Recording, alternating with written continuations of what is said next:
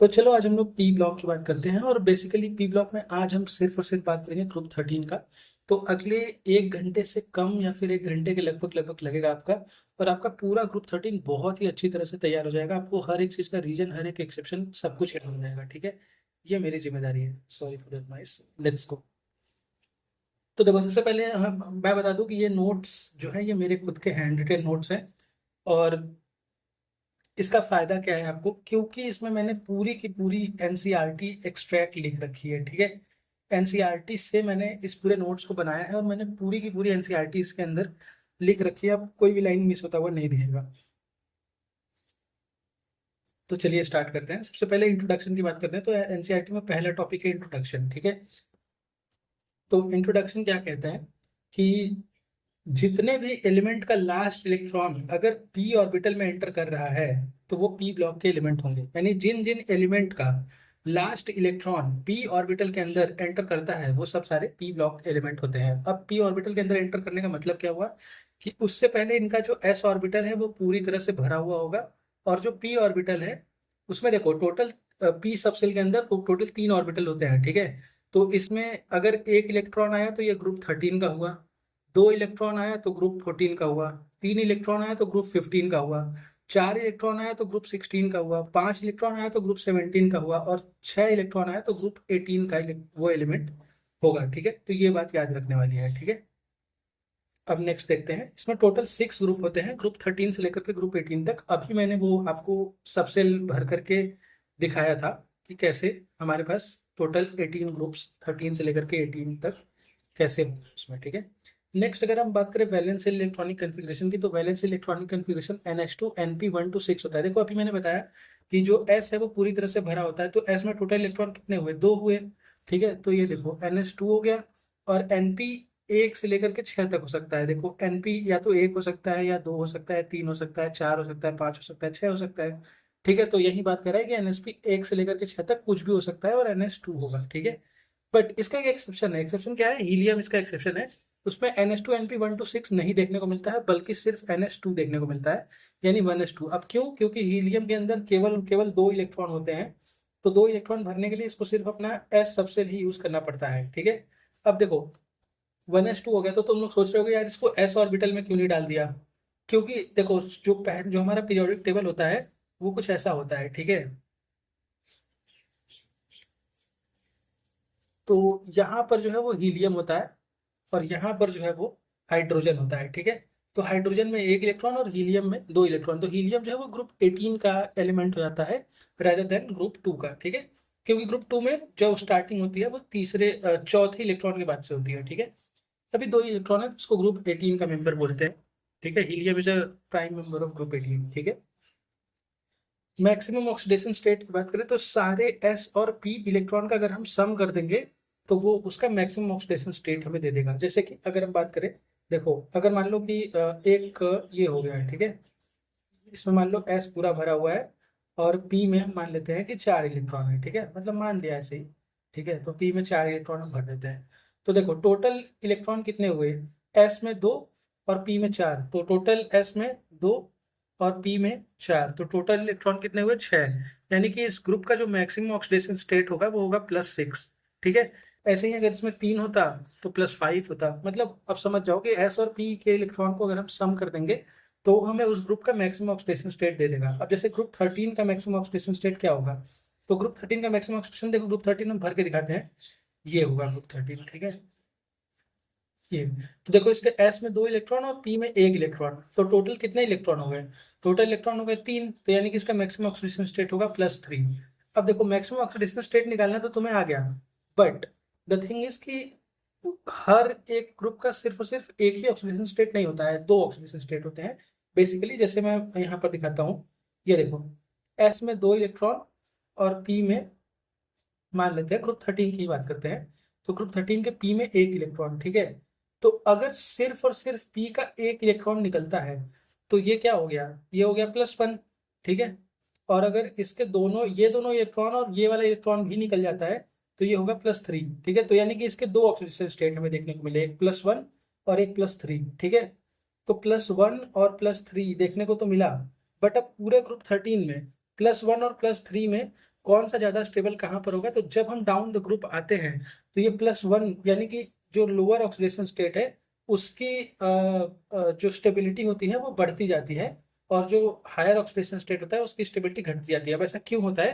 Due to inert pair effect. अब inert pair effect क्या होता है? देखो, जैसे जैसे हम न्यूक्लियस को बड़ा करते जाते हैं, ठीक है, मान लो ये न्यूक्लियस है और इसमें बहुत सारे इलेक्ट्रॉन हो गए, जब हम नीचे जाएंगे तो न्यूक्लियस में प्रोटॉन्स का नंबर बहुत ज्यादा बढ़ता जाएगा, क्योंकि न्यूक्लियस एटॉमिक नंबर के बेसिस पे होता है ना, न्यूक्लियस में कितने प्रोटॉन होंगे। तो जैसे जैसे हम नीचे जाते हैं ग्रुप में वैसे वैसे एटॉमिक नंबर बढ़ता जाता है, एटॉमिक नंबर बढ़ता जाएगा यानी कि नंबर ऑफ प्रोटॉन बढ़ते जाएंगे। और जब नंबर ऑफ प्रोटॉन बढ़ते जाएंगे तो सोचो इसमें बहुत सारे प्रोटॉन हो गए, बहुत सारे प्रोटॉन हो गए, तो ये एस का जो ऑर्बिटल होता है, मान लो ये एस का ऑर्बिटल है और ये पी का ऑर्बिटल है, ठीक है, तो ये एस ऑर्बिटल के इलेक्ट्रॉन के ऊपर बहुत ज्यादा फोर्स लगा करके अपने पास खींचे रखेंगे, जिसकी वजह से एस के इलेक्ट्रॉन का निकलना बहुत ही मुश्किल हो जाएगा। और जब ये बहुत ही मुश्किल हो जाएगा तो केवल और केवल पी के इलेक्ट्रॉन निकलेंगे। अब देखो, अब यहाँ तक तुम्हें समझ में आया? तो ये देखो, मैं एक ग्रुप 13 के हैवी एलिमेंट का इलेक्ट्रॉनिक कन्फिग्रेशन ये बना रहा हूँ, ठीक है। अब देखो, सिर्फ इसमें से कह रहा है कि सिर्फ पी का इलेक्ट्रॉन निकलेगा, एस का इलेक्ट्रॉन नहीं निकलेगा। तो सिर्फ अगर पी का इलेक्ट्रॉन निकला तो इसका ऑक्सीडेशन स्टेट क्या हुआ? +1 हुआ, ठीक है। तो यानी कि +1 की स्टेबिलिटी डाउन द ग्रुप बढ़ती है। क्यों? क्योंकि उसमें नंबर ऑफ प्रोटॉन्स बढ़ते हैं, और नंबर ऑफ प्रोटॉन्स बढ़ेंगे तो एस के इलेक्ट्रॉन के ऊपर फोर्स ज्यादा लगेगा, जिसकी वजह से एस का इलेक्ट्रॉन का निकलना मुश्किल हो जाएगा। दैट्स वाई नीचे जाने पे लोअर ऑक्सीडेशन स्टेट की स्टेबिलिटी बहुत ज्यादा बढ़ती है। इसी को इनर्ट पेयर इफेक्ट भी बोलते हैं, ठीक है। तो तुम्हें इनर्ट पेयर इफेक्ट भी समझ में आ गया, और lower oxidation state increase down the group stability क्यों होता है ये भी आपको समझ में आ गया। तो नेक्स्ट अब हम बात करते हैं जनरल इलेक्ट्रॉनिक कन्फिग्रेशन और oxidation state of P block element. तो देखो, हम सिर्फ और सिर्फ अभी ग्रुप 13 की बात करेंगे, जब हम ग्रुप 14 का बात करेंगे तब हम आगे आपको बता देंगे सब कुछ, ठीक है। तो ग्रुप 13 का जो जनरल इलेक्ट्रॉनिक कन्फिग्रेशन होता है वो NH2 NP1 होता है। NH2 NP1, क्योंकि मैंने अभी अभी आपको इतनी बार बना के दिखाया कि इसका ये देखो, ये और ये, इसमें एक, इसमें एस में दो और पी में एक, ठीक है, तो NH2 NP1। ऐसे ही अगर एक और इलेक्ट्रॉन आ गया तो NH2 NP2 हो गया ग्रुप 14 का, एक और इलेक्ट्रॉन आ गया तो NH2 NP3 हो गया ग्रुप 15 का, एक और इलेक्ट्रॉन आ गया तो NH2 NP4 हो गया ग्रुप 16 का, एक और इलेक्ट्रॉन आ गया तो NH2 NP5 हो गया ग्रुप 17 का, और एक और इलेक्ट्रॉन आ गया तो NH2 NP6 हो गया ग्रुप 18 का, ठीक है। अब जैसे देख सकते हो NH2 NP1, NH2 NP2, NH2 NP3 and so on. और वहीं पर हीलियम का एक एक्सेप्शन 1s2 वाला, वो आपको पहले ही बता चुका हूँ। तो यहाँ पर आप देख सकते हैं जनरल इलेक्ट्रॉनिक कन्फिग्रेशन सेटिस्फाई कर रहा है हमारे चीज को। नेक्स्ट अगर हम first member of the group की बात करें तो बोरॉन होता है ग्रुप 13 का first member, carbon, nitrogen, oxygen, fluorine और नियॉन, हीलियम, सॉरी। हाँ, तो देखो, इसको इसको तो याद ही कर लो यार, इसमें तो क्या ही बताऊँ, मतलब फिर भी यार अगर याद करना है तो ऐसे याद कर सकते हो। बैंगन, आलू, गाजर, इन थैला, ये होते हैं तुम्हारे ग्रुप 13, ठीक है। अब इसके बाद एक नेहोबियम भी होता है, तो इसको मैंने ऐसे याद किया था, बैंगन, आलू, गाजर, इन थैला नहीं, नहीं है, या फिर नहीं, ऐसा कुछ भी याद कर सकते हो। तो वैसे नहोबियम पूछता नहीं है, बट स्टिल मैंने बता दिया। बट ये बैंगन, आलू, गाजर, इन थैला ये ग्रुप 13 के एलिमेंट्स हैं, ये याद रखो, ठीक है। नेक्स्ट अब बात करते हैं काशी गए शंकर पार्वती, ठीक है। काशी गए शंकर पार्वती, ये हो गए तुम्हारे ग्रुप 14 के एलिमेंट, यानी carbon, silicon, germanium, tin, lead, ठीक है। तो इसका भी देखो पहला मेंबर कार्बन था, इसका पहला मेंबर बोरॉन था, ठीक है। ऐसे ही ग्रुप 15 की बात करें तो न्यूजीलैंड, पाकिस्तान, ऑस्ट्रेलिया सब बीके, ये हो गए तुम्हारे ग्रुप 15 के एलिमेंट, ठीक है। इसका देखो फर्स्ट मेंबर है नाइट्रोजन, ठीक है। ऐसे ही अगर ग्रुप 16 की बात करें तो ऑक्सीजन ने सल्फर को सीटी मारी पूर्व, तो ये हो गया तुम्हारे ग्रुप 16 के एलिमेंट, ठीक है। अगर ग्रुप 17 की बात करें तो फिर कल, बाहर, आई, आंटी, टेनेसा है, वैसे टेनेसियम है बट उसको याद करने की जरूरत नहीं, तो इसको हटा देते हैं। तो ये देखो, ये हो गया तुम्हारा ग्रुप 17, ठीक है। तो ग्रुप 17 का पहला नंबर क्या होगा? फ्लोरीन, ठीक है।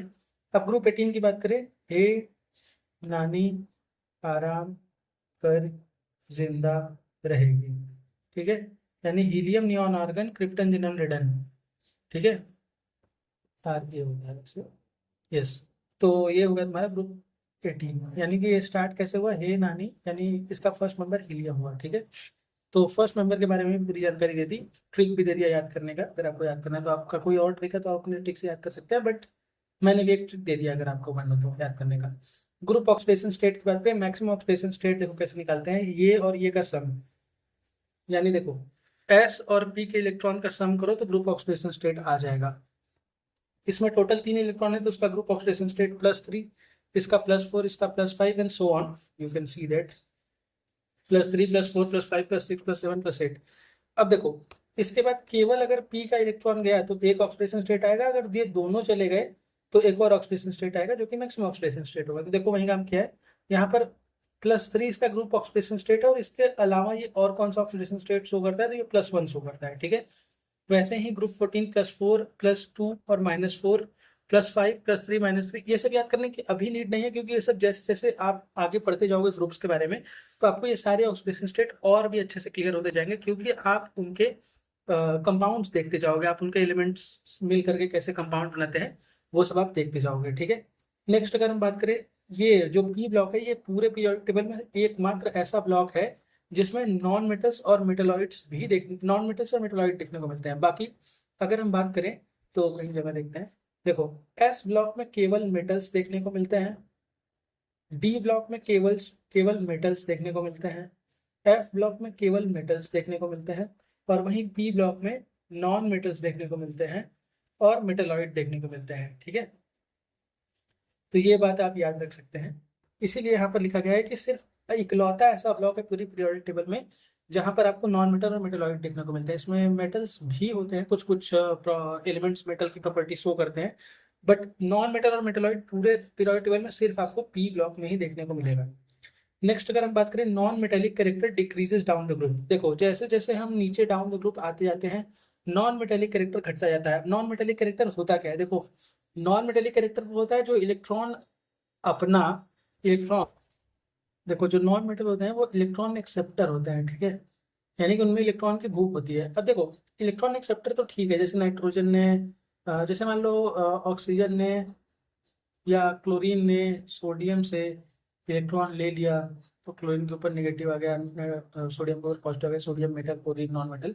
खैर वो सब अपनी जगह में बात है। Non metallic character decrease down the group क्यों होता है, क्योंकि जब हम डाउन द ग्रुप आते हैं तो इलेक्ट्रोनिगेटिविटी जो है वो घटती जाती है। इलेक्ट्रोनिगेटिविटी घटेगी तो इलेक्ट्रोपॉजिटिविटी जो है वो बढ़ेगी। इलेक्ट्रोपॉजिटिविटी जब बढ़ेगी तो नॉन मेटेलिक कैरेक्टर घटता जाएगा और मेटेलिक कैरेक्टर बढ़ता जाएगा। नॉन मेटेलिक कैरेक्टर इलेक्ट्रोनिगेटिविटी से डिफाइन होती है और मेटेलिक कैरेक्टर इलेक्ट्रोपॉजिटिविटी से डिफाइन होती है। तो देखो जैसे दिन और रात होते हैं वैसे ही इलेक्ट्रोनिगेटिविटी और इलेक्ट्रोपॉजिटिविटी होती है। तो वैसे ही अगर non metallic character decrease down the group यानी electronegativity decrease down the group, अगर electronegativity decreases down the group तो obviously electropositivity increases down the group, ठीक है। और जैसे जैसे इलेक्ट्रोपॉजिटिविटी बढ़ता जाएगा वैसे वैसे मेटेलिक कैरेक्टर बढ़ता जाएगा, ठीक है। इसके बहुत सारे एक्सेप्शन भी हैं बट अभी उस पर ध्यान नहीं देना है, अभी हमें सिर्फ याद करना है कि नॉन मेटेलिक कैरेक्टर जो है वो डाउन द ग्रुप डिक्रीज होते हैं, ठीक है।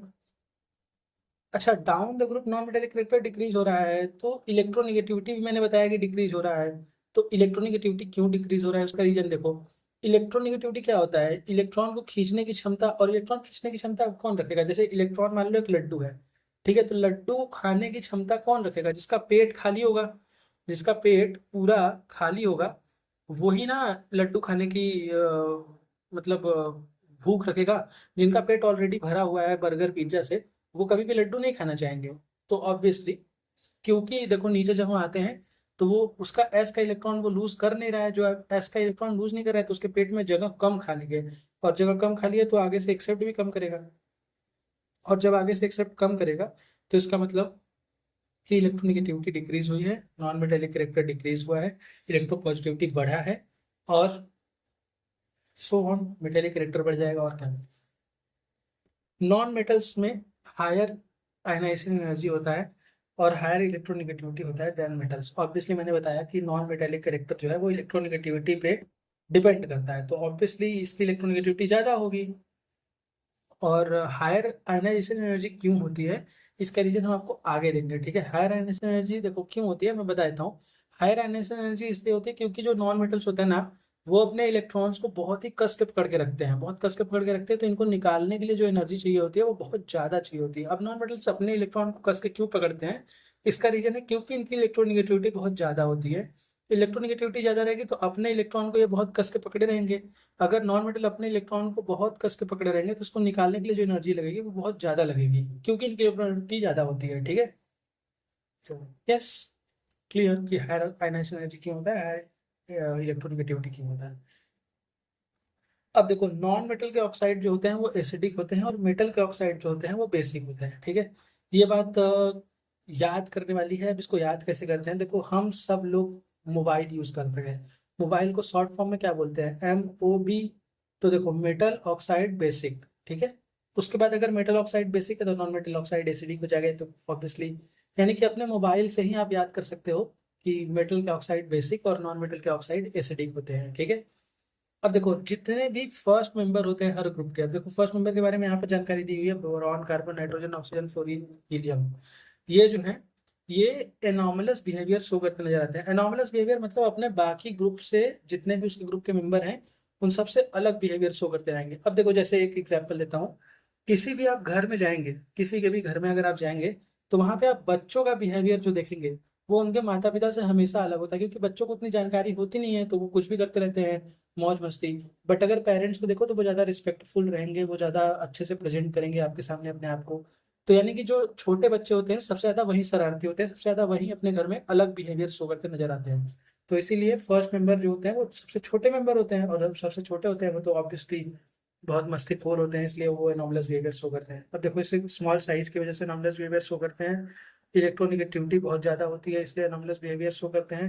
डी ऑर्बिटल नहीं होता है। डी ऑर्बिटल नहीं होता है मतलब कि ऑब्वियसली नहीं होता है, क्योंकि वो सेकेंड पीरियड के एलिमेंट होते हैं ना। सेकेंड पीरियड के एलिमेंट में डी ऑर्बिटल नहीं होता है, क्योंकि अगर n इज इक्वल टू 2 हुआ, अगर आपने एटॉमिक स्ट्रक्चर पढ़ा होगा, तो n इज इक्वल टू 2 पे तुम्हारे l की वैल्यू जो होती है वो होती है s और p, यानी कि 0 और 1, ठीक है।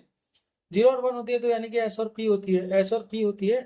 तो सिर्फ एस और पी ऑर्बिटल ही प्रेजेंट होंगे, डी ऑर्बिटल कभी भी प्रेजेंट नहीं होगा, ठीक है। तो स्मॉल साइज होता है, हाई इलेक्ट्रोनिगेटिविटी होती है, एब्सेंस ऑफ डी ऑर्बिटल होता है, और पी पाई मल्टीपल बॉन्डिंग का फॉर्मेशन करते हैं। ये सब आपको आगे ज़्यादा अच्छे से डिटेल में पता चल जाएगा। और देखो, यहाँ पे एक क्वेश्चन ऐड कर दिया है मैंने, बट ये क्वेश्चन अभी जरूरत नहीं है। बट हम पढ़ देते हैं, मैं आगे आपको पूरी तरह से बहुत अच्छी तरह से एक्सप्लेन कर दूंगा इस क्वेश्चन को। कह रहा है कि बोरिक एसिड को वीक एसिड क्यों कंसिडर किया जाता है, क्योंकि इसका कोई, इस ये कभी भी H प्लस आयन रिलीज नहीं करता है। देखो, एसिड काम ही है H प्लस आयन रिलीज करना, लेकिन ये कह रहा है कि not able to release H plus ion. It receives OH ion from the water and complete resorption and in turn release the H plus ion, ठीक है। खैर, अभी इस पे ज्यादा बात नहीं करते हैं। अभी इस पे जब मैं रिएक्शन विद वाटर बताने लगूंगा, तब मैं इसके बारे में ज्यादा बात करूंगा, ठीक है। तब इसको, इस क्वेश्चन को आपको फिर से वापस आके मैं इसको क्लियर कर दूंगा, ठीक है। नेक्स्ट आते हैं। बाप रे, 70 मिनट हो गए, अभी आपको सिर्फ 3 लॉग ही बता के बताते। खैर, अब हम स्टार्ट करते हैं ग्रुप 13, जिसका नाम होता है बोरॉन फैमिली, ठीक है। तो बोरॉन फैमिली में सबसे पहले बोरॉन फैमिली में होते कौन कौन से मेंबर हैं। तो बोरॉन होता है, एल्यूमिनियम होता है, गैलियम होता है, इंडियम होता है और थैलियम होता है, ठीक है। यानी कि बैंगन, आलू, गाजर, इन, थैला, ठीक है। ऐसे आप याद कर सकते हैं, boron, aluminium, gallium, indium, thallium. तो सबसे इसको जो पहला मेंबर होता है उसी के बेसिस पे उस ग्रुप का पूरा नाम दे दिया जाता है कि ये इसी का फैमिली है। जैसे boron family, nitrogen family, oxygen family, carbon family, ऐसे ही, ठीक है। तो इसको ग्रुप 13 को बोरॉन फैमिली बोलते हैं। नेक्स्ट अब हम बात करते हैं बोरॉन्स की। तो बोरॉन क्या होता है, बोरॉन का जो इलेक्ट्रॉनिक कन्फिग्रेशन होता है वो होता है 1s2 2s2 2p1। अब देखो, 1s2 2s2 2p1 क्यों होता है, क्योंकि बोरॉन में टोटल 5 इलेक्ट्रॉन होते हैं, तो उसको भरने के लिए ऐसे यूज किया जाता है। बट अब अगर ऐसे भी देखना है तो बोरॉन जो है वो सेकेंड पीरियड का एलिमेंट है, और सेकेंड पीरियड के एलिमेंट का n इज इक्वल टू 2 होगा। तो n इज इक्वल टू 2 होगा, तो इससे पहले n इज इक्वल टू 1 पूरा भरा होगा, और n इज इक्वल टू 2 में s और p ऑर्बिटल आते हैं। तो s और p ऑर्बिटल में भी कुछ इलेक्ट्रॉन भरे हुए होंगे। हमें पता है कि हमारे पास 5 इलेक्ट्रॉन है, तो 1s में 2 भर गया, 2s में 2 भर गया, तो अब बचा हमारे पास कितना, हमारे पास बचा सिर्फ और सिर्फ एक इलेक्ट्रॉन। देखो, ये 5 electron total, 1s2 2s2 2p sorry 2p1 हो गया, ठीक है। यहाँ पे देख सकते हैं 1s2 2s2 2p1। अब देखो, मैंने इसको रेक्टेंगुलर में कैद क्यों कर रखा है, इसका रीजन है कि ये जो है वो आउटर मोस्ट सेल होता है। जो भी n की वैल्यू सब मैक्सिमम होती है वो उसका आउटर मोस्ट सेल कहलाता है, जैसे कि 2s2 2p1, ठीक है। बोरॉन बहुत ही टिपिकल नॉन मेटल है। ऑब्वियसली मैंने बताया कि पी ब्लॉक के अंदर सिर्फ और सिर्फ, अरे यार, पी ब्लॉक के अंदर सिर्फ और सिर्फ नॉन मेटल्स होते हैं, मतलब नॉन मेटल्स और मेटलॉइड भी होते हैं। तो ऑब्वियसली इसका जो पहला मेंबर होगा वो तो यार नॉन मेटल होगा ही होगा ना, मतलब इसमें तो क्या ही कहना है। अच्छा, ये फेयरली रेयर एलिमेंट भी है, यानी कि बहुत ही रेयरली मिलता है हमें। ऐसा नहीं है कि हमें कहीं भी बोरॉन गिरा हुआ मिल जाएगा। बोरॉन बहुत ही रेयर एलिमेंट है, और ये क्यों रेयर है, क्योंकि इसका अबंडेंस अर्थ क्रस्ट में लेस देन 0.00001% बाई मास है। यानी कि अपने मास के हिसाब से, यानी बोरॉन का मास कितना होगा 10, तो 10 का 0.00001% निकालो, उतना इसका अबंडेंस होता है अर्थ क्रस्ट में। ठीक है, सीधा यही बात लिखी हुई एनसीईआरटी में। वैसे याद करने की जरूरत नहीं है, सिर्फ याद कर लो फेयरली रेयर एलिमेंट। बट अगर याद करना है तो 0001 याद कर सकते हो। अब ये मेनली कैसे कैसे पाया जाता है, तो मेनली ये पाया जाता है ऑर्थोबोरिक एसिड के फॉर्म में। ऑर्थोबोरिक एसिड यानी H3BO3, ठीक है। बोरैक्स के फॉर्म में यानी कि Na2B4O7.10H2O। कार्नाइट के फॉर्म में यानी Na2B4O7.4H2O। वैसे ये सब फॉर्मूले अभी जरूरत नहीं है क्योंकि कंपाउंड्स हट गए हैं, तो इसको याद करने की नीड नहीं है। बट आप ये याद कर सकते हो कि ऑर्थोबोरिक एसिड बोरैक्स और कार्नाइट के फॉर्म में बोरॉन हमें मिलता है। बोरॉन के दो आइसोटोपिक फॉर्म होते हैं, एक B10 और एक B11। B10 का जो परसेंटेज होता है वो 19% होता है, और B11 का जो परसेंटेज होता है वो 81% होता है। यानी कि बोरॉन का जो एवरेज एटॉमिक मास होगा वो कहीं ना कहीं 11 के ज़्यादा करीब होगा और 10 के बहुत दूर होगा। क्यों ऐसा होता है, क्योंकि जब एवरेज एटॉमिक मास हम निकालते हैं तो हम क्या करते हैं, जैसे इसका मास इंटू इसका परसेंटेज, यानी 10 × 19 प्लस 11 × 81, 11 × 81 डिवाइडेड बाई 100 कर देते हैं। तो अब इसकी जो भी वैल्यू आएगी वो होगा आपका एवरेज एटॉमिक मास बोरॉन का। तो इसके दो आइसोटोपिक फॉर्म B10 और B11 देखने को मिलते हैं, याद कर लीजिए। नेक्स्ट हम बात करते हैं एल्यूमिनियम के बारे में। तो एल्यूमिनियम थर्ड पीरियड का एलिमेंट है। थर्ड पीरियड का एलिमेंट है, यानी कि n की वैल्यू 3 होगी। यानी कि इससे पहले आपका n=1 भरा होगा, n=2 पूरा भरा होगा, n=3 होगा।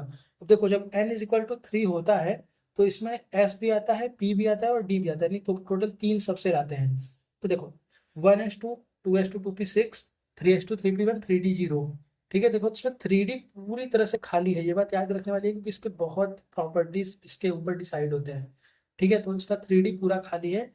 3s में 2 इलेक्ट्रॉन और 3p में 1 इलेक्ट्रॉन, क्योंकि इसमें टोटल 3 इलेक्ट्रॉन होते हैं आउटर मोस्ट सेल में।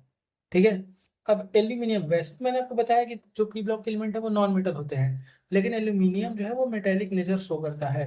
ये बात याद रखने की है। और वैसे भी अपने एल्यूमिनियम को हमेशा मेटल के तौर पर ही जाना है अपने रियल लाइफ में भी। तो एल्यूमिनियम मेटेलिक नेचर का होता है और बहुत ही अबंडेंट मेटल है। यानी अगर मेटल्स की बात करें तो मेटल में सबसे ज्यादा मिलने वाला मेटल आपका एल्यूमिनियम ही होता है। लेकिन अगर अर्थ क्रस्ट में हम मोस्ट अबंडेंट एलिमेंट्स की बात करें, देखो एलिमेंट्स में हम किसकी बात करते हैं, एलिमेंट्स में हम नॉन मेटल, मेटलॉइड और मेटल्स तीनों की बात करते हैं। उसमें कोई कैटेगराइजेशन नहीं है, सिर्फ एलिमेंट्स, यानी जो 118 हमारे पास एलिमेंट हैं उनमें मोस्ट अबंडेंट कौन है, तो उसमें मोस्ट अबंडेंट ऑक्सीजन है। ऑक्सीजन हमें मेटल में सबसे ज्यादा मिलता है, ऑक्सीजन हमें नेचर में सबसे ज्यादा मिलता है, फिर उसके बाद सिलिकॉन मिलता है, उसके बाद फिर जाकर के हमें एल्यूमिनियम मिलता है। बट अगर सिर्फ मेटल्स की बात कर रहे हो आप, देखो क्योंकि ऑक्सीजन और सिलिकॉन जो होते हैं ये नॉन मेटल्स होते हैं, ठीक है। लेकिन अगर आप सिर्फ और मेटल्स की बात कर रहे हो तो ये मोस्ट अबंडेंट मेटल है, ठीक है। जैसे आपको अगर बात करनी है तो मान लो अनुज नाम का एक लड़का है जो कि क्लास 1 में पढ़ता है, उसने, और एक विराज नाम का लड़का है जो कि क्लास 2 में पढ़ता है, और एक जो है उसका नाम है हीलियम मान लो। तो हीलियम जो है वो क्लास 3 में पढ़ता है, ठीक है। तो मान लो अनुज ने पूरे स्कूल को टॉप किया है, विराज ने पूरे स्कूल में सेकंड रैंक पाया है, और हीलियम ने पूरे स्कूल में थर्ड रैंक पाया है। तो अनुज पूरे क्लास में पहला है, विराज पूरे क्लास में दूसरा है, और हीलियम पूरे क्लास में तीसरा है, ठीक है। तो अगर सिर्फ हम बात करें क्लास 3 में कौन पहला आया होगा, तो ऑब्वियस सी बात है क्लास 3 में पहला हीलियम ही आया होगा, तभी तो वो पूरे स्कूल का थर्ड टॉपर बना। तो इसीलिए मोस्ट अबंडेंट मेटल की अगर सिर्फ बात करें, यानी क्लास 3 वाले सिचुएशन की बात करें, तो उसमें एल्यूमिनियम पहला रैंक पाता है। लेकिन अगर पूरे एलिमेंट्स की बात करें तो ये तीसरा नंबर पाता है। पूरे एलिमेंट अर्थ क्रस्ट में जिस वे में पाए जाते हैं अबंडेंसी में, उसमें एल्यूमिनियम को तीसरा रैंक मिला है, ठीक है। इंपॉर्टेंट मिनरल्स ये पाया किस तरह से जाया जाता है, तो बॉक्साइट के रूप में पाया जाता है, यानी Al2O3.2H2O, और क्रायोलाइट के फॉर्म में पाया जाता है, ठीक है। ये क्रायोलाइट है, अगर आप कंफ्यूज हो रहे हैं। नेक्स्ट अगर आप ग्रुप 13 के इलेक्ट्रॉनिक कन्फिग्रेशन की बात करें, अब हम सिर्फ और सिर्फ ग्रुप 13 के बारे में बात कर रहे हैं। तो ग्रुप 13 के इलेक्ट्रॉनिक कन्फिग्रेशन की बात करें तो outer most electronic configuration NH2 NP1 होता है। देखने के लिए आप यहाँ पर देख सकते हो, देखो NH2 NP1 यानी 3s2 3p1, n की वैल्यू यहाँ पर 3 है क्योंकि ये थर्ड पीरियड का एलिमेंट है, तो NH2 NP1 को सेटिस्फाई कर रहा है। वहीं अगर आप देखो 2s2 2p1 को सेटिस्फाई कर रहा है, यानी कि ग्रुप 13 का जो आपका आउटर मोस्ट इलेक्ट्रॉनिक कन्फिग्रेशन है वो NH2 NP1 होता है। ठीक है। अब इलेक्ट्रॉनिक कन्फिग्रेशन ना बहुत सारी प्रॉपर्टीज को अफेक्ट करता हुआ नजर आता है, कैसे वो आपको धीरे धीरे पता चलता जाएगा। ठीक है। नेक्स्ट अब हम बात करते हैं एटॉमिक रेडियाई के बारे में। तो atomic radii of aluminium is more than gallium due to poor screening of d electron. यानी कि boron, gallium, aluminium, indium, thallium ऐसा कुछ हमें देखने को मिलता है। अब देखो इसमें याद करने की क्या बात है कि एल्यूमिनियम, देखो जनरली हम ये जानते हैं कि जब हम डाउन द ग्रुप आते जाते हैं तो नंबर ऑफ सेल बढ़ता जाता है। जब नंबर ऑफ सेल बढ़ता जाता है तो नंबर ऑफ तो साइज भी बढ़ता जाता है। अब देखो सेल का नंबर बढ़ना, साइज बढ़ना, ये सब ज़्यादा साइंटिफिक टर्म लग रहा है तो मैं ऐसे बताता हूँ। जैसे देखो मान लो कि ये है तुम्हारा बोरॉन। ठीक है। ये है तुम्हारा बोरॉन। बोरॉन के पास एक हो गया ये 1s2, फिर एक हो गया ये 2s2, फिर एक हो गया ये 2p1। ठीक है। ये हो गए सेल। अब अगर ये एल्यूमिनियम होता अगर यहीं तो क्या होता, 1s2, 2s2, 2p1, 3s2, 3p1, 3d0। यानी कि ये हो जाता और भी बड़ा। देखो बोरॉन तो इतना ही बड़ा था ना, बोरॉन टोटल कितना बड़ा था, इतना बड़ा था। लेकिन एल्यूमिनियम इतना बड़ा हो गया, यानी कि जैसे जैसे हम नीचे जाते जाते हैं वैसे वैसे नंबर ऑफ सेल्स बढ़ते जाते हैं, और नंबर ऑफ सेल्स बढ़ते जाते हैं तो साइज बढ़ता जाता है। ठीक है। तो यानी कि हमें ये पता है कि जब हम डाउन द ग्रुप जाते हैं तो साइज बढ़ता है, तो ओवरऑल ऑर्डर आना क्या चाहिए था। देखो ऑर्डर आना कुछ ऐसा चाहिए था कि तुम्हारा बोरॉन हो गया, बोरॉन का सबसे छोटा, फिर एल्यूमिनियम का, फिर गैलियम का, फिर इंडियम का, और फिर थैलियम का। देखो थैलियम सबसे बड़ा होना चाहिए था, फिर इंडियम, फिर गैलियम, फिर एल्यूमिनियम और फिर बोरॉन, ऐसा होना चाहिए था order. But order in general होता क्या है, ऑर्डर होता है ऐसा, बोरॉन, गैलियम, एल्यूमिनियम, इंडियम और थैलियम। अब देखो गैलियम एल्यूमिनियम से छोटा बता रहा है। अच्छा अब ऐसा क्यों होता है ये देखते हैं। तो सबसे पहले तो इसको हम इरेज कर देते हैं। ठीक है। देखो ऐसा क्यों होता है इस पे बात करते हैं। देखो ऐसा इसलिए होता है क्योंकि जो देखो एल्यूमिनियम होता है उसके डी में कोई भी इलेक्ट्रॉन नहीं होता है। अगर नहीं विश्वास है तो आप यहाँ पर देख सकते हो। देखो इसका मैंने भी बताया था कि 3d0 है। लेकिन अगर यहीं पर हम गैलियम का अगर हम इलेक्ट्रॉनिक कन्फिग्रेशन लिखें तो वो होगा 1s2, 2s2, 2p6, 3s2, 3p1, 3d0, 4s2, 4p1, 4d0, 3d10 होगा यहाँ पर। ठीक है। कुछ ऐसा होगा गैलियम का। तो देखो इसके डी में 10 इलेक्ट्रॉन आ गए, भले ही 4d खाली है उससे मतलब नहीं है, लेकिन इसके डी में 10 इलेक्ट्रॉन आए ना। अब देखो डी में 10 इलेक्ट्रॉन आने के बाद होता क्या है, मैटर वो देखते हैं। तो देखो डी का जो स्क्रीनिंग होता है, यानी कि डी का न्यूक्लियस और इलेक्ट्रॉन के बीच में अट्रैक्शन रोकने की जो कैपेसिटी होती है वो बहुत कम होती है। यानी कि ऐसा होता है कुछ कि अगर मान लो ये एल्यूमिनियम है, ठीक है, और ये इसका आउटर मोस्ट सेल है, मान लेते हैं 2s2 है, और ये है 3s2 है ये, और ये है 3p1। ठीक है। तो 3s2 3p1 के पहले 2s2 2p1 ये सब इलेक्ट्रॉन्स को ये सब न्यूक्लियस के अट्रैक्शन को रोकने की कोशिश करेंगे, और रोकेंगे भी काफी हद तक, बट फिर भी इनके ऊपर कुछ ना कुछ अट्रैक्शन लगेगा। ठीक है। अब देखो क्या होता है, जो गैलियम होता है उसमें जब 3d10 आ जाता है ना, तो 3d10 जो होता है उसके इलेक्ट्रॉन बहुत दूर दूर होते हैं, बहुत दूर दूर होते हैं। और गैलियम में जैसे ही गैलियम आप नीचे आए तो नंबर ऑफ प्रोटॉन्स बढ़ गए, और जब नंबर ऑफ प्रोटॉन्स बढ़ गए तो नंबर ऑफ प्रोटॉन्स बढ़ने से इसकी कैपेसिटी खींचने की बहुत ज़्यादा हो जाती है। तो ये डी के जो लूजली पैक्ड इलेक्ट्रॉन होते हैं उनको खींच के बहुत अंदर ला देता है, बहुत अंदर ला देता है खींच के।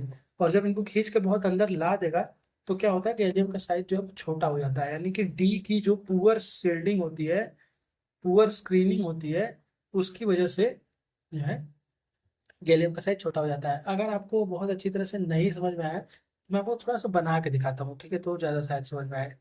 देखो ये हो गया मान लो एल्यूमिनियम, ये हो गया उसका 1s1, 1s2, सॉरी 2s2, और 2p1, 3s2, 3d0। ठीक है। तो गैलियम कुछ ऐसा बनेगा। अब देखो बना के दिखाते हैं। यहाँ पे मान लेते हैं दो इलेक्ट्रॉन, सॉरी दूसरा कलर यूज करते हैं। यहाँ पर मान लो एक इलेक्ट्रॉन, दो इलेक्ट्रॉन, यहाँ पर मान लेते हैं एक इलेक्ट्रॉन, दो इलेक्ट्रॉन, यहाँ पर मान लेते हैं एक, दो, तीन, चार, पाँच, छह इलेक्ट्रॉन, यहाँ पर मान लेते हैं फिर से दो इलेक्ट्रॉन, और यहाँ पर मान लेते हैं हम एक इलेक्ट्रॉन। ठीक है। और इसका 3D 0 है। अब देखो क्या होता है कि ये जो न्यूक्लियस है एल्यूमिनियम का, ये इसको भी खींचेगा, इसको भी खींचेगा, इसको भी खींचेगा, इसको भी खींचेगा। अब देखो जब ये इसको खींच रहा है तो ये इसको अमूमन नहीं खींच पाएगा क्योंकि ये इसके एग्जैक्टली पीछे है। तो इसको खींचने के लिए इसको क्रॉस करना पड़ेगा, और इसको क्रॉस करने के लिए इसके न्यूक्लियस की पावर ज़्यादा होनी चाहिए। बट अभी एल्यूमिनियम के न्यूक्लियस की पावर कम है, तो इसलिए ये इसको खींच के अंदर नहीं ला पाएगा, ठीक है। क्योंकि ये अगर देखो न्यूक्लियस इसको खींचेगा तो ये इसको अंदर की तरफ पुश करेगा। यानी कोई भी यार मैग्नेट जो होते हैं वो अगर किसी सर्कुलर अगर तुम लोहे के मैग्नेट बीच में रख दो तो ये लोहे को खींच के छोटा कर देगा, ठीक है। कुछ वैसा ही सा सीन होता है गैलियम में। अब देखो इसी को मैं चेंज करता हूँ थोड़ा सा, क्योंकि पूरा बनाना बहुत टफ टास्क हो जाएगा। तो मैं इसको गैलियम के लिए बना देता हूँ, ठीक है। तो गैलियम के लिए मान लो ये 10 हमने बना दिए, गिन नहीं रहा हूँ मैं, जितने में बन गए मान लेते हैं। तो ये क्या होता है कि इसका जो न्यूक्लियस होता है ना, ये बहुत स्ट्रांग हो चुका है। देखो एल्यूमिनियम के लिए भी वही था और गैलियम के लिए भी वही है, बस मतलब और भी सेल्स बढ़ेंगे ऑब्वियसली, लेकिन मैंने वो उतना बनाना सही नहीं समझा, अभी टाइम वेस्ट होगा। तो गैलियम जो है वो डी के इलेक्ट्रॉन को बहुत कस के खींचने लगता है, क्योंकि इसकी बहुत पुअर सील्डिंग होती है, ठीक है। जब डी की पुअर सील्डिंग होती है, पुअर सील्डिंग का मतलब क्या हुआ कि ये सील्ड नहीं कर पाएगा न्यूक्लियस के फोर्स को ये सील्ड नहीं कर पा रहा है। सील्ड नहीं कर पा रहा है, रोक नहीं पा रहा है। रोक नहीं पा रहा है तो यानी कि बाहर वाले जो इलेक्ट्रॉन होंगे उन पे न्यूक्लियस का फोर्स बराबर से लगेगा, ठीक है। जो बाहर वाले हैं उन पे न्यूक्लियस का फोर्स बराबर से लगेगा, और जब इन पे न्यूक्लियर फोर्स लगने लगेगा तो इनका साइज कम हो जाएगा, और जब इनका साइज कम होगा तो ओवरऑल मॉलिक्यूल का साइज जो है वो बहुत कम हो जाएगा, ठीक है। तो इसीलिए जो है वो गैलियम आपका नहीं दिखा पाता है बड़ा साइज, क्योंकि उसमें poor screening of d electron देखने को मिलता है, जैसा कि आप यहाँ पर देख सकते हैं। तो अब गैलियम में डी इलेक्ट्रॉन की एंट्री हो जाती है, और डी इलेक्ट्रॉन की एंट्री होते ही पुअर स्क्रीनिंग देखने को मिलता है, जिसकी वजह से गैलियम का साइज जो है वो एल्यूमिनियम से छोटा हो जाता है। यानी बैंगन गाजर आलू इन थैला हो जाता है इसका सही ऑर्डर। नेक्स्ट हम बात करते हैं आयनाइजेशन एंथैल्पी के बारे में। तो आयनाइजेशन एंथैल्पी के बारे में बात करें तो बोरॉन से एल्यूमिनियम तक डिक्रीज होता है। अच्छा, पहले आयनाइजेशन एनर्जी होता क्या है वो जान लेते हैं। तो आयनाइजेशन एनर्जी होता है किसी भी एलिमेंट के आउटर मोस्ट सेल से एक इलेक्ट्रॉन निकालने के लिए जितनी एनर्जी देनी पड़ेगी। अब देखो एनर्जी देनी क्यों पड़ेगी, क्योंकि ये इलेक्ट्रॉन जो है वो न्यूक्लियस से बाउंडेड है। तो इस बाउंडेशन को तोड़ने के लिए हमें जितनी एनर्जी देनी पड़ेगी उसको आयनाइजेशन एनर्जी बोलते हैं, ठीक है। ये चीज क्लियर हो गई। अब देखो जैसे जैसे साइज बढ़ता जाएगा, जैसे जैसे साइज बढ़ता जाएगा वैसे वैसे न्यूक्लियस का अट्रैक्शन इस पे कम होता जाएगा, क्योंकि साइज बड़ा है ऑब्वियसली न्यूक्लियर फोर्स कम होता जाएगा, ठीक है। तो न्यूक्लियर फोर्स कम होगा तो इसको निकालने के लिए एनर्जी हमें कम देनी पड़ेगी, यानी हमें आयनाइजेशन एनर्जी कम लगानी पड़ेगी। तो जैसे जैसे हम डाउन द ग्रुप आते हैं, इन जनरल ट्रेंड यही है कि आयनाइजेशन एनर्जी जो है वो घटता जाता है, ठीक है। डाउन द ग्रुप जाने पे साइज बढ़ेगा, साइज बढ़ेगा तो आयनाइजेशन एनर्जी घटेगा, ठीक है।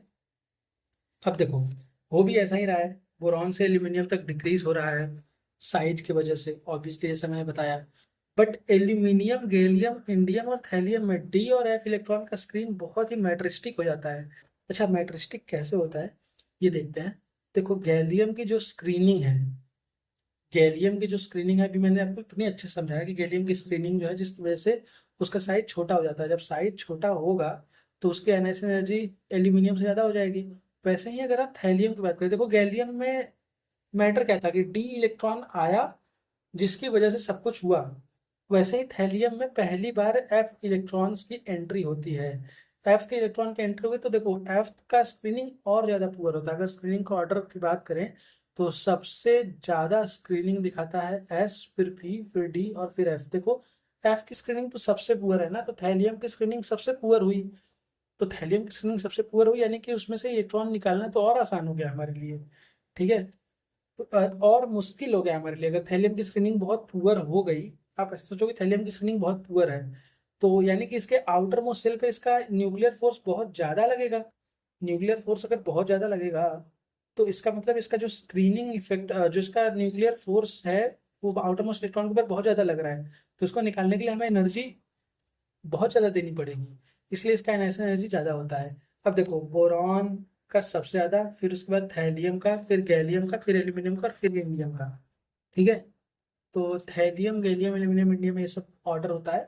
ऑर्डर को याद करने के लिए आप सिर्फ एक डब्लू याद करो और डब्लू का एक साइड पकड़ के खींच देना। जैसे देखो डब्लू कुछ ऐसा होता है ना, अब इस वाले पार्ट को पकड़ो और इसको पकड़ के थोड़ा सा नीचे खींच दो। अब देखो नीचे खींचने के बाद क्या होता है, कुछ ऐसा सा बन जाएगा ना, ऐसा सा। तब यहाँ पर रख दो बैंगन, आलू, गाजर इन थैला। ठीक है, तो देखो सबसे ज़्यादा बोरॉन का, फिर उसके बाद आ गया थैलियम का, फिर गैलियम का, फिर एल्यूमिनियम का, फिर इंडियम का। फिर से बता देता हूँ। देखो जैसे ये डब्लू है, तो इस डब्लू को मैंने रखना स्टार्ट किया। सबसे पहले मैंने रखा बोरॉन को, फिर एल्यूमिनियम को, फिर गैलियम को, फिर इंडियम, फिर थैलियम को, फिर इंडियम, मतलब डब्लू के रिस्पेक्ट में ही रखा है। ठीक है, अब देखो इस सबसे ऊंचा कौन है, सबसे ज़्यादा बोरॉन का है। फिर उसके बाद कौन आता है, फिर उसके बाद आता है थैलियम। देखो थैलियम का ये पार्ट इस वाले पार्ट से ऊंचा है, तो थैलियम आ गया। फिर उसके बाद कौन आया, गैलियम आ गया। फिर उसके बाद कौन आया, एल्यूमिनियम आ गया। फिर उसके बाद कौन आया, इंडियम आ गया। अब ऑर्डर अगर लिखना हुआ तो सबसे ज़्यादा बोरॉन का, फिर थैलियम का, फिर गैलियम का, फिर एल्यूमिनियम का, और फिर इंडियम का।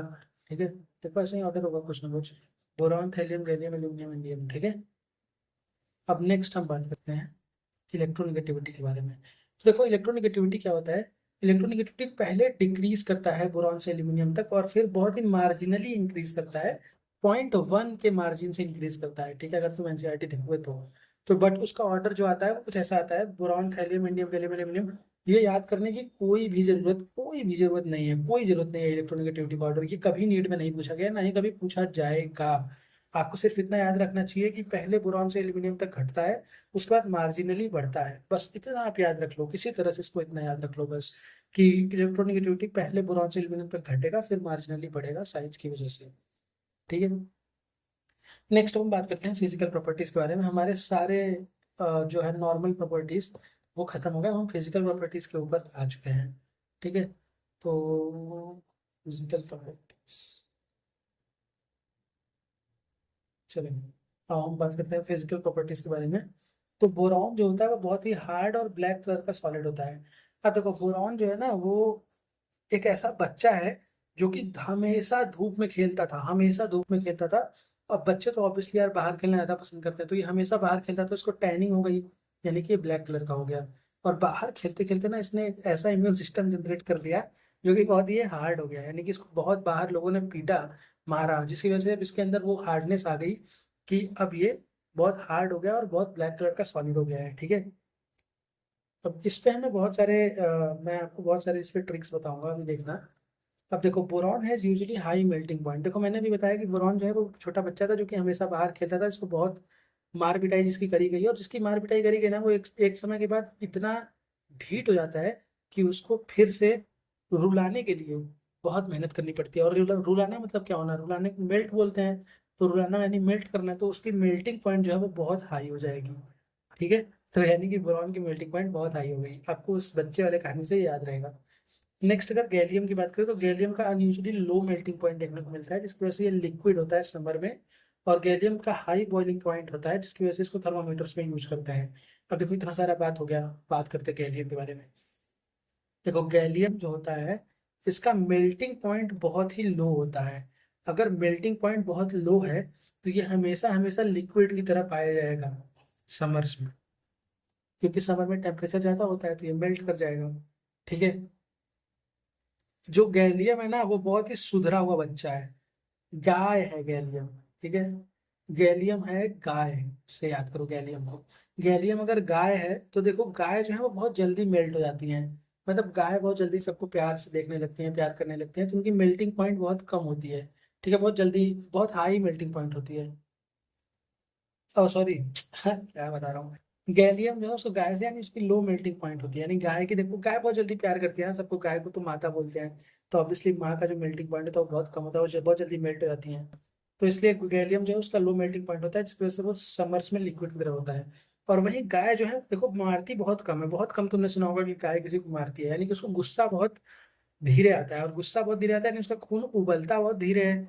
और खून उबलना यानी बॉयल बॉयल करना, तो यानी गैलियम का बहुत हाई बॉइलिंग पॉइंट होता है, बॉइलिंग पॉइंट बहुत ज्यादा होता है, जिसकी वजह से इसको थर्मोमीटर्स में यूज करते हैं। अब देखो थर्मोमीटर में यूज कर रहे हैं तो हम ये चीज कंसिडर करेंगे ना कि हाई टेम्परेचर पे कहीं वो गल ना जाए।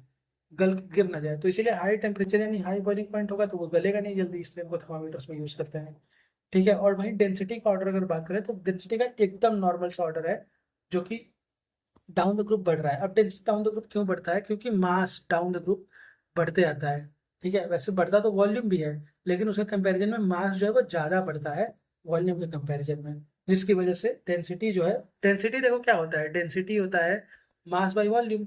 Density is equal to mass by volume, density directly proportional है मास के, यानी मास अगर बढ़ेगा तो डेंसिटी भी बढ़ेगा। तो देखो मास थैलियम का सबसे ज़्यादा तो उसकी डेंसिटी सबसे ज़्यादा, एंड सो ऑन, मतलब आप समझ जाओ।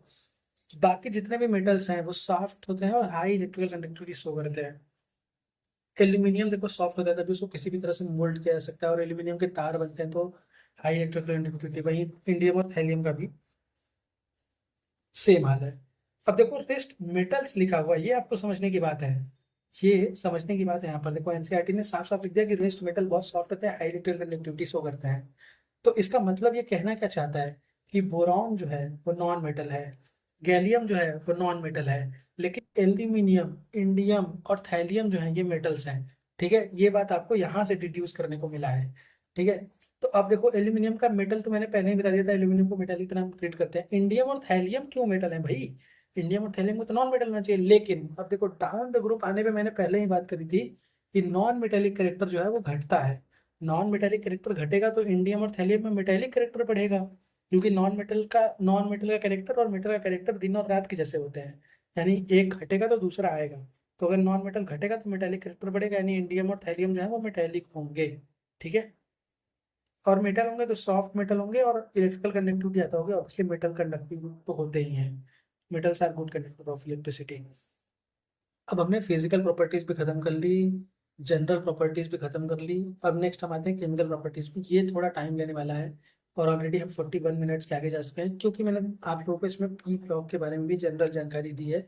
बट ग्रुप 14, 15, 16 में इतना टाइम नहीं लगेगा, क्योंकि तब तक आप काफ़ी कुछ समझ चुके रहेंगे। इसमें जो है बेस भी क्लियर करना था आपका काफ़ी जगह पे, तो अब ज़्यादा नहीं बचा है, सिर्फ देखो ये, सिर्फ ये बचा है और ये बचा है और ये यहाँ पे जरा सा बचा है। ठीक है, तो ज़्यादा नहीं बचा है, और देखते हैं जल्दी जल्दी हो जाएगा।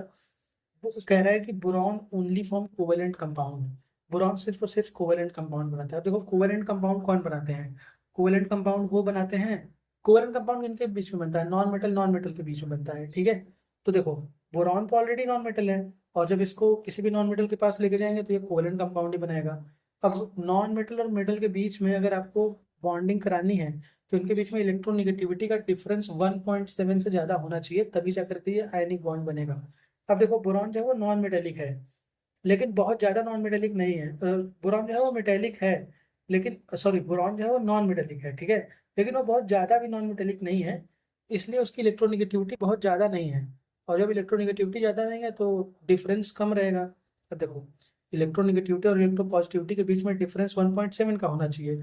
अब अगर ये कम है और ये उतने पे ही है, तो इसका मतलब इनका डिफरेंस 1.7 से तो कम ही आएगा। तो जब भी इनसे कम आएगा तो यानी कि हमेशा कोवेलेंट कंपाउंड ही बनाते हुए नजर आएंगे। तो बोरॉन सिर्फ और सिर्फ कोवेलेंट कंपाउंड ही बनाता है। इसका एक और आप चीज समझ सकते हो कि बोरॉन मैंने एक छोटे बच्चे से कंपेयर किया था, तो छोटा बच्चा हमेशा एक दूसरे छोटे बच्चे के साथ ही बॉन्डिंग करने की सोचता है। तो अगर वो नॉन मेटल है तो वो नॉन मेटल के साथ ही बॉन्डिंग करने की सोचता है, दैट्स वाई वो कोवेलेंट कंपाउंड बनाते हैं। ठीक है, और देखो छोटे बच्चे जो होते हैं ना वो अपना सामान बहुत इजीली शेयर कर लेते हैं एक दूसरे से, यानी कि इलेक्ट्रॉन की शेयरिंग करते हैं। इलेक्ट्रॉन की शेयरिंग किस में होती है? कोवेलेंट कंपाउंड्स में होती है। ठीक है, वहीं एल्यूमिनियम जो है वो एक हाई इलेक्ट्रोपॉजिटिव मेटल होता है।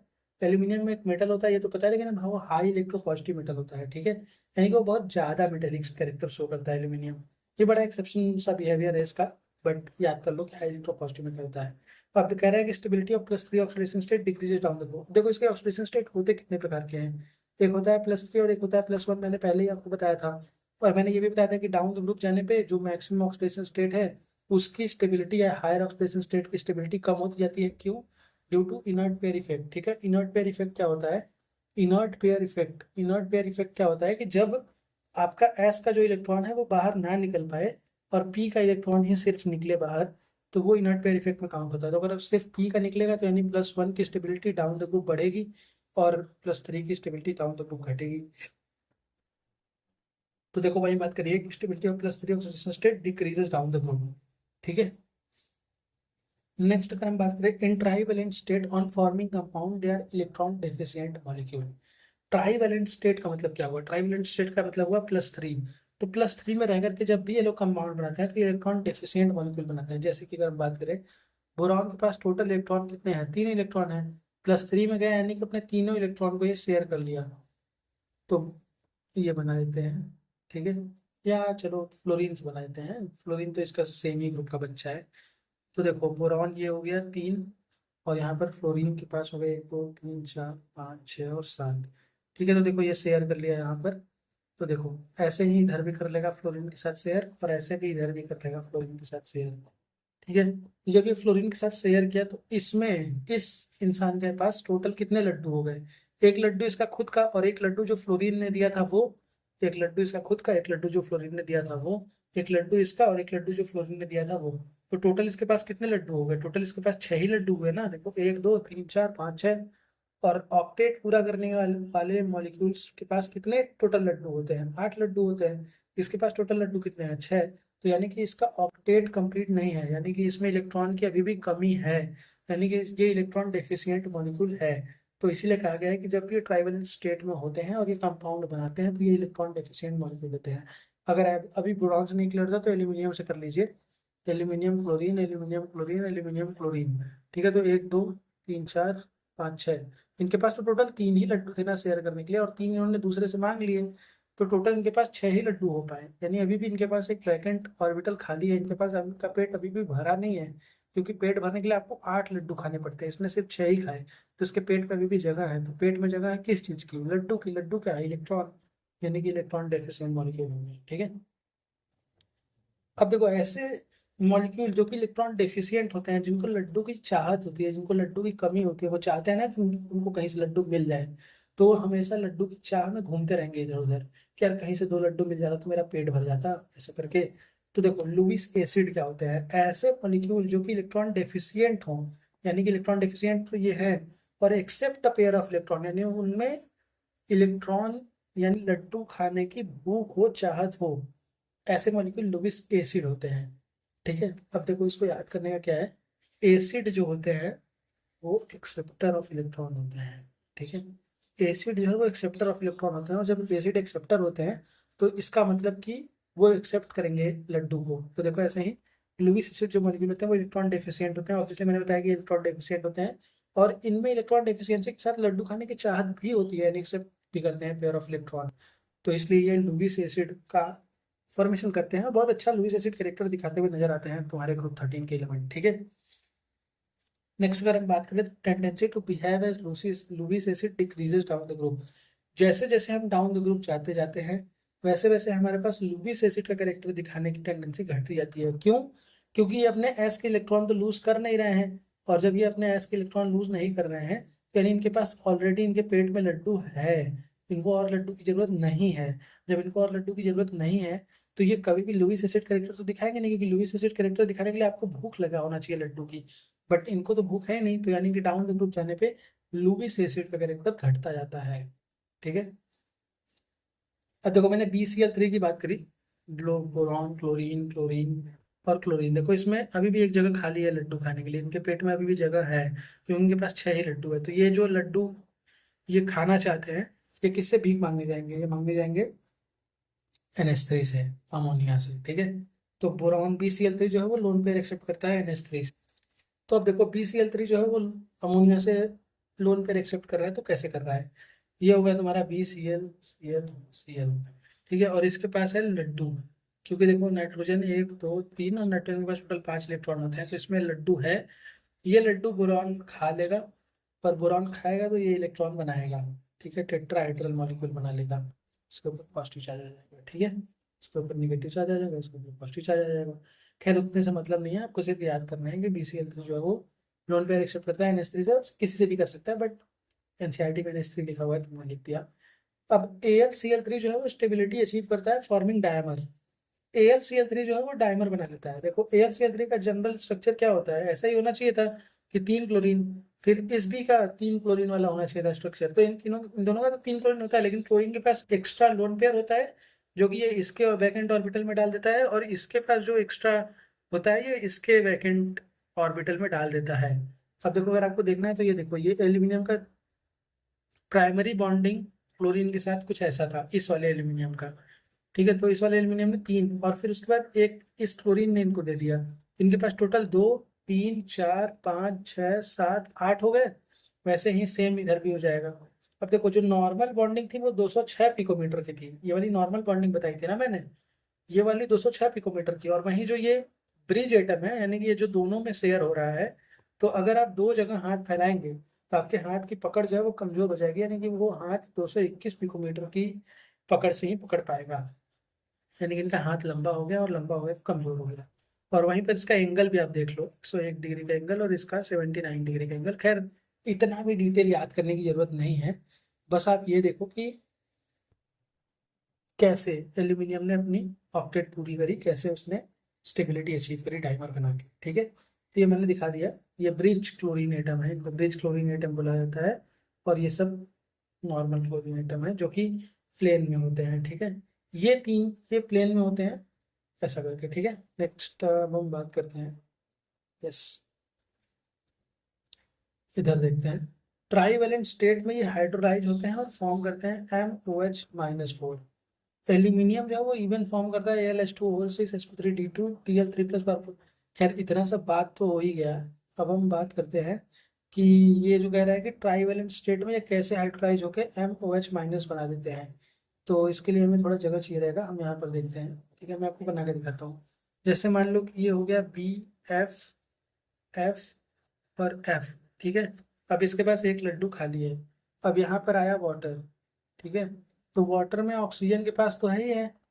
ठीक है, अब देखो वाटर जो होता है ना, वाटर टूट जाएगा। ठीक है, वाटर टूटेगा तो वाटर टूट के क्या बनाएगा, H+ और OH- भी ऑल नो दिस। ठीक है, OH- का मतलब क्या हुआ कि इस पर माइनस है और यहाँ पर कमी है, तो ये OH- यहाँ पर जाएगा। ठीक है, ये जैसे यहाँ पर जाएगा तो देखो होगा क्या, BOH, B-OH+F, सॉरी यहाँ तो माइनस था ही ना पहले से। अब ये F। ठीक है, अब ये बन गया। अब इसने एक और पानी को देखा, एक और OH- देखा, तो इसने क्लोरीन को कहा कि भाई तुम जो है, बोरॉन और फ्लोरीन के बीच में इलेक्ट्रोनेगेटिविटी का डिफरेंस बहुत ज़्यादा होता है, क्योंकि fluorine most electronegative element of the periodic table होता है। तो जब इसकी इलेक्ट्रोनेगेटिविटी ज़्यादा, तो ये बोरॉन का भी लड्डू अपनी तरफ खींचने लगेगा। इधर देखो, बोरॉन और फ्लोरीन, यहाँ पर मैं अच्छे से समझा पाऊंगा। तो देखो, जो फ्लोरीन है ना ये बहुत ही खाते पीते घर का बच्चा है, और जो बोरॉन है वो अभी अभी तो यार ग्रुप 13 तो स्टार्ट ही हुआ है, तो अभी तो छोटे घर का बच्चा है ये। और ये बहुत ही बड़े घर का बच्चा है, और बड़े घर के बच्चे अक्सर पावरफुल होते हैं। तो ये पावरफुल है, तो ये जब भी ये अपना लड्डू तो खाएगा ही खाएगा, इसका लड्डू भी छीनने की पूरी फिराक में रहेगा ये। जब इसका लड्डू ये छीनने की फिराक में रहेगा तो बुरहान हमेशा परेशान रहेगा कि अरे यार मेरा लड्डू हमेशा ये छीन लेता है, बहुत दुष्ट है। फिर इसकी और इसकी दोस्ती जो है वो उतनी अच्छी नहीं रह जाएगी। फिर इसको एक नए दोस्त की तलाश होगी, और वो नया दोस्त कौन बनेगा, इसका ऑक्सीजन बनेगा। क्योंकि ऑक्सीजन भी देखो बड़े घर का तो है, लेकिन फ्लोरीन से तो छोटे घर का है ना। ऑक्सीजन फ्लोरीन से छोटे घर का है, तो ऑक्सीजन के साथ ये बॉन्डिंग कर लेता है। ठीक है, अब देखो इतना सब नाटक के बाद मैं तुम लोग एकदम क्लियर एक तस्वीर दे देता हूँ कि होता क्या है जनरल। बहुत तरीके ये क्या होगा। अच्छा, इसको इरेज करना पड़ेगा क्योंकि इसके पीछे कुछ मैंने लिख रखा है ऑलरेडी, तो इसको इरेज कर देते हैं। हाँ, तो देखते हैं। अब होता क्या है कि ऑक्सीजन जो है यहाँ पर आता है, ये फ्लोरीन निकल के भागता है, तो ये फिर बन जाएगा BOH, OH, F और F। और ऐसा ही बार बार होगा जब तक सारे फ्लोरीन बाहर ना निकल जाए। तो ये अल्टीमेटली बन क्या जाएगा, BOH, OH, OH, OH-। ठीक है, तो ये ओवरऑल ऐसा कुछ बन जाएगा, यानी कि अब देखो यही बात यहाँ पर साफ साफ कहा गया, यहाँ पर लिखा हुआ है कि ट्राईवेलेंट स्टेट में, यानी +3 स्टेट में ये हाइड्रोलाइज होते हैं और MOH4- बनाते हैं। अब जैसे कि BOH4- मैंने अभी आपको बना के दिखाया। एल्यूमिनियम जो है उसमें D ऑर्बिटल खाली होता है, जब D ऑर्बिटल खाली होता है तो उसको D में पूरा पूरा वाटर ही घुस के बैठ जाता है, क्योंकि उसका D पूरा खाली होता है। Al2O6 यानी कोऑर्डिनेशन कंपाउंड बनता हुआ नजर आता है। कोऑर्डिनेशन कंपाउंड आगे चैप्टर्स में आप पढ़ते नजर आएंगे, तो आपको ये ज़्यादा क्लियर वहां पर हो जाएगा। ठीक है, Tl+3 एक पावरफुल ऑक्सीडाइजिंग एजेंट है, और Tl+, क्योंकि Tl+4 ज़्यादा स्टेबल होता है। देखो इधर फिर से आते हैं, कह रहा है कि Tl+3 जो है वो पावरफुल ऑक्सीडाइजिंग एजेंट है। अब देखो कोई भी ऑक्सीडाइजिंग एजेंट का मतलब क्या होता है, देखो जैसे हम ये जानते हैं ना कि ट्रैवल एजेंट, हमने बहुत सुना होगा कि कोई कोई ट्रैवल एजेंट होते हैं कुछ कुछ लोग। तो ट्रैवल एजेंट क्या करते हैं, ट्रैवल एजेंट दूसरों को ट्रैवल कराते हैं, ठीक है, दूसरों को ट्रैवल कराते हैं, खुद ट्रैवल नहीं करते हैं, दूसरों को ट्रैवल कराते हैं और खुद एक जगह बैठे रहते हैं, ठीक है। ऐसे ही Tl+3 एक ऑक्सीडाइजिंग एजेंट है। ऑक्सीडाइजिंग एजेंट है यानी दूसरों को ऑक्सीडाइज करेगा। जब दूसरों को ऑक्सीडाइज करेगा तो खुद क्या होगा, खुद होगा रिड्यूस। अच्छा, Tl+3 रिड्यूस होके कहाँ जाएगा, Tl+3 रिड्यूस होकर Tl+1 में जाएगा, क्योंकि इसके तो दो ही ऑक्सीडेशन स्टेट है ना, +3 और +1, और रिड्यूस होना है नहीं, ऑक्सीडेशन नंबर का कम होना है, तो Tl+3 से Tl+1 में जाएगा। अब देखो जैसे कि मैंने तुम्हें बताया था, डाउन द ग्रुप जाने पे जो लोअर ऑक्सीडेशन स्टेट होती है उनकी स्टेबिलिटी बढ़ती है। तो यानी कि Tl+3 जो है वो कम स्टेबल था, Tl+1 जो है वो ज़्यादा स्टेबल हो गया। तो जब वो ज़्यादा स्टेबल हुआ तो वो हमेशा ज़्यादा स्टेबल होना चाहेगा, यानी Tl+3 से Tl+1 जाना चाहेगा। और जब Tl+3 से Tl+1 जाएगा, नहीं खुद का किया इसने क्या, रिडक्शन, खुद का किया रिडक्शन, सामने वाले का क्या किया, ऑक्सीडाइजेशन, ऑक्सीडाइजेशन, ठीक है, सामने वाले का ऑक्सीडाइजेशन किया, खुद का रिडक्शन किया, और खुद का रिडक्शन किया, सामने वाले का ऑक्सीडाइजेशन किया, तो ये क्या हुआ, ऑक्सीडाइजिंग एजेंट हुआ ऑब्वियसली, जो कि सामने वाले को ऑक्सीडाइज कर रहा है, तो खुद ऑक्सीडाइजिंग एजेंट हुआ। यानी Tl+3 बहुत अच्छा ऑक्सीडाइजिंग एजेंट है, क्योंकि Tl+3 में बहुत कम स्टेबल होता है, ये हमेशा Tl+1 में जाना चाहेगा, इसलिए जल्दी जल्दी Tl+3 से Tl+1 में बन जाता है, जिसकी वजह से बहुत ही पावरफुल ऑक्सीडाइजिंग एजेंट होता है, ठीक है। Tl+3 बहुत ही एक अच्छा ऑक्सीडाइजिंग एजेंट है। अब बात करते हैं कि ये लोग एयर की तरफ कैसे रिएक्ट करते हैं। देखो बोरॉन जो है क्रिस्टलाइन फॉर्म में कभी भी रिएक्ट नहीं करता है एयर से। क्रिस्टलाइन फॉर्म का मतलब क्या हुआ, यानी क्रिस्टल्स के फॉर्म में जब ये होगा, यानी बोरॉन के जब क्रिस्टल्स होंगे तो ये कभी भी एयर से रिएक्ट नहीं करेगा, ठीक है। और वहीं एल्यूमिनियम जो है वो थिन ऑक्साइड का लेयर बना देता है, जो कि इसको फर्दर अटैक से बचा लेता है। यानी अगर मान लो ये एल्यूमिनियम का एक मेटल है, तो इसके ऊपर ना ऑक्साइड का एक बहुत ही बड़ा लेयर बन जाएगा, यानी एल्यूमिनियम एयर से रिएक्ट करेगा, एयर के ऑक्सीजन से रिएक्ट करके Al2O3 अपने पूरे side side side side side पे बना लेगा। तो अब और जो एयर है ये इस पे रिएक्ट नहीं कर पाएंगे, और जो एयर है वो इस पे एल्यूमिनियम के सरफेस तक नहीं पहुंच पाएंगे। जब नहीं पहुंच पाएंगे तो ये देखो प्रोटेक्ट हो जाते हैं फर्दर अटैक से, यानी कि एल्यूमिनियम जो है उस पर और ज़्यादा अटैक नहीं हो पाता है, और ज़्यादा अटैक से बच जाते हैं एल्यूमिनियम लोग, क्यों, क्योंकि इनमें थिन ऑक्साइड का लेयर बन जाता है। अच्छा, बोरॉन जो है वो अमॉर्फस फॉर्म में B2O3 बनाता है। अब देखो, अब इसको मैं क्लियर करता हूँ ज़्यादा अच्छे से। देखो बोरॉन का जब क्रिस्टल होता है ना, ये देखो जैसे मान लो ये बोरॉन का एक बहुत बड़ा क्रिस्टल है, जैसे सॉल्ट क्रिस्टल होते हैं, ठीक है।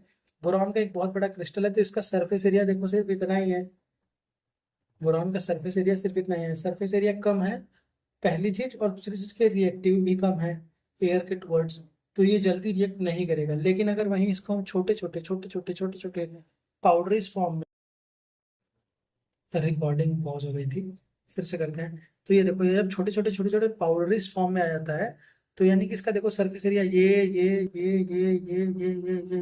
बहुत ज्यादा सरफेस एरिया हो गया ना, बहुत ज्यादा सरफेस एरिया होगा, तो नॉन रिएक्टिव होने के बाद भी थोड़ा बहुत रिएक्ट कर लेते हैं ये लोग, और बोरॉन एमॉर्फस फॉर्म में B2O3 बना लेता है। देखो अच्छा, B2O3 ही क्यों बना रहा है, यानी देखो अगर तो M2O3 के फॉर्म में ही तुम्हें देखने को मिल रहा है ना, जब भी ये लोग ऑक्सीजन से रिएक्ट कर रहे हैं, जैसे कि Al2O3, B2O3, ऐसा ऐसा हमने देखा ना।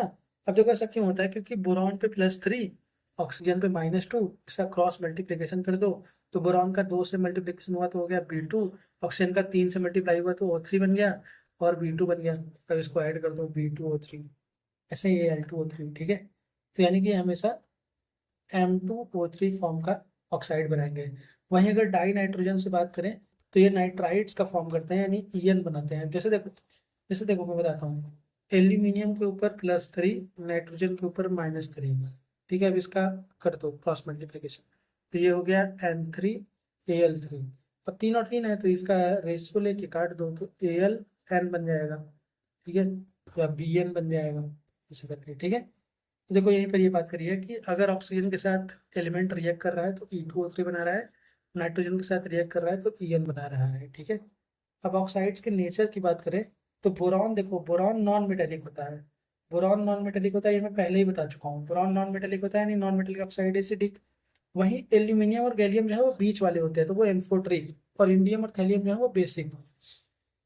अब देखो इंडियम और थैलियम मैंने पहले ही आपको क्लियर किया था कि ये मेटल होते हैं। जब मैं आप लोगों को कहाँ पे बता रहा था, यहाँ पे, कि रेस्ट मेटल जो होते हैं वो सॉफ्ट और हाई इलेक्ट्रिकल कंडक्टिविटी दिखाते हैं, वहां पर मैंने बताया था कि इंडियम, थैलियम और एल्यूमिनियम जो है मेटल होते हैं। अब देखो इंडियम थैलियम जो है वो बेसिक ऑक्साइड बनाते हैं, क्योंकि मेटल ऑक्साइड बेसिक, हमने पहले ही बात करी है। वहीं एल्यूमिनियम और गैलियम जो है वो एम्फोट्रिक ऑक्साइड्स दिखाते हुए नजर आते हैं। देखो बोरॉन, इसको याद करने का तरीका बताएगा हूँ। इंडियम थैलियम, ये देखो, ये सबसे ऊपर है, ये सबसे नीचे है, ये बीच वाले हैं। तो जो बीच वाले हैं वो बीच वाला कैरेक्टरिस्टिक्स भी दिखाते नजर आएंगे। जैसे एल्यूमिनियम गैलियम हमेशा इन्फोट्रिक ऑक्साइड बनाएगा, बोरॉन एसिडिक ऑक्साइड बनाएगा, इंडियम थैलियम बेसिक ऑक्साइड बनाएगा। ठीक है। अब reactivity towards acids and alkali की बात कर ले। एसिड क्या होते हैं, एसिड ही होते हैं। अल्कली क्या होते हैं, ऐसे बेस जो कि पानी में डिसॉल्व हो जाए उनको अल्कली बोलते हैं। ठीक है। कह रहा है कि बोरॉन जो है वो ना एसिड से रिएक्ट करता है ना अल्कली से रिएक्ट करता है, even at moderate temperature. Moderate temperature पे भी बोरॉन ना एसिड से रिएक्ट करता है ना अल्कली से रिएक्ट करता है, और ना ही बोरॉन का क्रिस्टलाइन फॉर्म एयर से रिएक्ट करता है। ये सब पिछली वाली बात थी, उन्हें रिपीट कर दी ताकि याद हो जाए। तो बोरॉन ना ही एसिड से रिएक्ट करता है ना ही अल्कली से रिएक्ट करता है, कोई मॉडरेट टेम्परेचर में दे दो तो भी रिएक्ट नहीं करता है। वहीं एल्यूमिनियम जो है वो दोनों एसिड और अल्कली दोनों से रिएक्ट करता है, नॉर्मल टेम्परेचर रिएक्ट करता है। क्यों एसिड एल्यूमिनियम, एल्यूमिनियम जो है वो एसिड और अल्कली दोनों से रिएक्ट करता है, क्योंकि एसिड जो है वो एम्फोटरिक नेचर का होता है। तो देखो Al जो है वो HCl से रिएक्ट करके AlCl3 और H2 गैस लिबरेट कर रहा है। वहीं Al जो है वो NaOH से रिएक्ट करके NaLOH4 और H2 गैस लिबरेट कर रहा है। यानी कि इसमें मेन चीज आपको याद करने की क्या बात है कि एल्यूमिनियम जब भी एसिड से रिएक्ट करता है तब भी वो हाइड्रोजन गैस रिलीज करता है, और जब एल्यूमिनियम अल्कली से रिएक्ट करता है तब भी वो हाइड्रोजन गैस रिलीज करता है, विदाउट एनी एक्सेप्शन। ठीक है। और एल्यूमिनियम जो है वो एसिड से भी रिएक्ट करता है, अल्कली से भी रिएक्ट करता है। वही बोरॉन जो है वो ना एयर से रिएक्ट करता है, ना एसिड से रिएक्ट करता है, ना अल्कली से रिएक्ट करता है। ठीक है। At moderate temperature and crystalline form as well. Next अगर हम बात करें रिएक्टिविटी टुवर्ड्स हैलोजन की, हैलोजन से लोग कैसे रिएक्ट करते हैं। हैलोजन क्या होते हैं, fluorine, chlorine, bromine, iodine, astatine. ठीक है। तो देखो react with halogen to form trihalides. जब भी ये रिएक्ट करते हैं हैलोजन से तो ये ट्राई हैलाइड का फॉर्मेशन करते हैं, जैसे BF3। देखो ये ट्राई हैलाइड हो गया ना, BCl3, AlCl3। तो ये सब हो गए तुम्हारे ट्राई हैलाइड्स। अच्छा ट्राई हैलाइड्स क्यों बनाते हैं, क्योंकि बोरॉन पे +3, फ्लोरीन पे -1, क्रॉस मल्टीप्लिकेशन कर दो, बी के पास 1 आया, फ्लोरीन के पास 3 आया, यानी कि BF3 बन गया। ठीक है। अच्छा देखो थैलियम जो है वो TlI3 नहीं बनाता है कभी भी। इसके मैं तुम्हें दो रीजन दे सकता हूँ। देखो थैलियम जो है वो TlI3 क्यों नहीं बनाता है, थैलियम I3 क्यों नहीं बनता है। पहला चीज, थैलियम +3 में कभी होता ही नहीं है स्टेबल। तो थैलियम हमेशा +1 में होगा और आयोडीन -1 में होगा, तो यानी कि TlI तो बन सकता है लेकिन TlI3 नहीं बन सकता, क्योंकि थैलियम का +3 कम स्टेबल होता है। ऑल्सो थैलियम जो है वो एक बच्चा ही है अभी भी, सॉरी माफ करना, थैलियम जो है वो उसका भले ही उसका खुद का साइज बहुत बड़ा है, अब उसके बाद उसमें वो 3 आयोडीन बड़े बड़े साइज के कैसे रखेगा भाई, नहीं रख पाएगा। ऑब्वियसली इनका बॉन्ड जो है वो बहुत वीक हो जाएगा और जल्दी टूट जाएगा, जिसकी वजह से TlI3 नहीं बन पाएगा। ठीक है। E और X के साथ EX3 का फॉर्मेशन करते हैं, जैसे B और F के साथ BF3 का फॉर्मेशन करते हैं। ठीक है। नेक्स्ट अगर हम बात करें एनोमलस बिहेवियर ऑफ बोरॉन, तो trihalide of boron are covalent. Boron के जो ट्राई हैलाइड होते हैं वो कोवेलेंट होते हैं, ये मैंने बता दिया क्यों, क्योंकि बोरॉन बच्चा और वो हमेशा बच्चे से ही रिएक्ट करेगा, नहीं नॉन मेटल से ही रिएक्ट करेगा, जिसकी वजह से वो कोवेलेंट बॉन्डिंग बनाएगा। इसीलिए ये वाटर में डिसॉल्व हो जाते हैं, और मैक्सिमम कोवेलेंसी जो है वो 4 होता है। देखो मैक्सिमम कोवेलेंसी क्या होता है, मैक्सिमम कोवेलेंसी होता है हर एक पीरियड का +6 except period number 2। Period number 2 का maximum covalency maximum oxidation state से एक ज्यादा होता है, ये बात याद रखो। ठीक है। मैक्सिमम ऑक्सीडेशन स्टेट से एक ज्यादा, मैक्सिमम ऑक्सीडेशन स्टेट बोरॉन का कितना होता है +3, इससे एक ज्यादा कितना हुआ 4, मैक्सिमम कोवेलेंसी 4। अब देखो मैक्सिमम कोवेलेंसी 4 में प्रूफ कर देता हूँ, BOH OH कितने बॉन्ड बनाए इसने, 4 बॉन्ड, तो इसीलिए इसकी मैक्सिमम कोवेलेंसी 4 होती है। बट एक और चीज है कि किसी भी ग्रुप का मैक्सिमम कोवेलेंसी +6 से ज्यादा नहीं हो सकता है, यानी कोवेलेंसी 6 से ज्यादा, कोई 6 से ज्यादा बॉन्ड नहीं बना सकता है।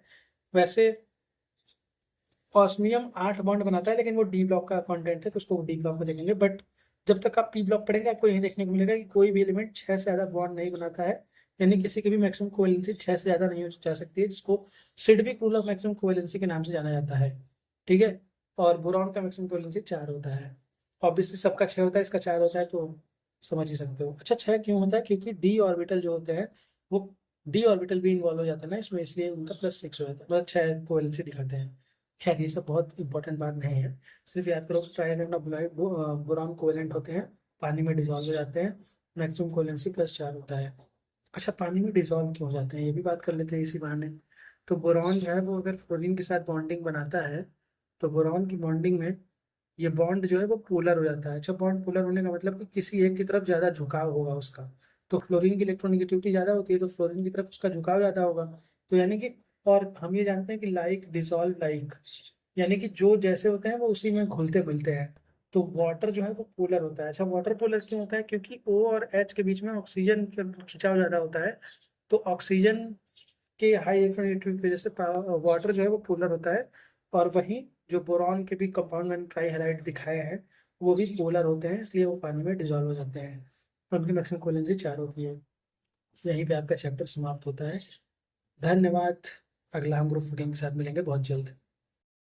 टॉपिक रह गया था वो मैं क्लियर कर देता हूँ थोड़ा सा, क्योंकि वो भूल गया था मैं, ये वाला, कि बोरिक एसिड जो है वो वीक एसिड क्यों कंसिडर किया जाता है? क्योंकि ये कभी भी अपना वो H+ रिलीज नहीं करता है, लेकिन ये OH- वाटर कर लेता है और फिर ये H+ रिलीज करता है। देखो बोरिक एसिड होता क्या है मैं बता देता हूँ। बोरिक एसिड होता है BOH होल 4। ये वीक एसिड क्यों होता है? Whole 3 BOH whole thrice. ठीक है, ये वीक एसिड इसलिए होता है क्योंकि जब भी ये BOH होल थ्राइस वाटर के साथ रिएक्ट करता है, तो ये क्या करता है, वाटर तो पहले टूट जाएगा H+ और OH आयन में। ठीक है, तो ये OH- जो है ये इससे रिएक्ट कर जाता है और BOH होल 4 बना लेता है। ठीक है, अब ये H+ जो बचा ये ऐसे ही भिन भिनाता रहता है भौरों की तरह, तो इसलिए H+ आयन पानी में रिलीज हुआ, जिसकी वजह से एसिडिक हो गया इन्वायरमेंट। ठीक है, तो यानी कि ये इसका H+ नहीं है, ये वाटर का ही H+ है, इसलिए इसको वीक एसिड कंसिडर किया गया, क्योंकि ये खुद का H+ नहीं दे रहा है ना, ये वाटर का H+ दे रहा है बल्कि। ठीक है, तो आई होप सब कुछ क्लियर हो गया होगा। तो बहुत बहुत थैंक यू दोस्तों। और ये वाले नोट्स जो हैं, इसका लिंक मैं डिस्क्रिप्शन में डाल दूंगा, हमारे टेलीग्राम को आप ज्वाइन कर सकते हैं।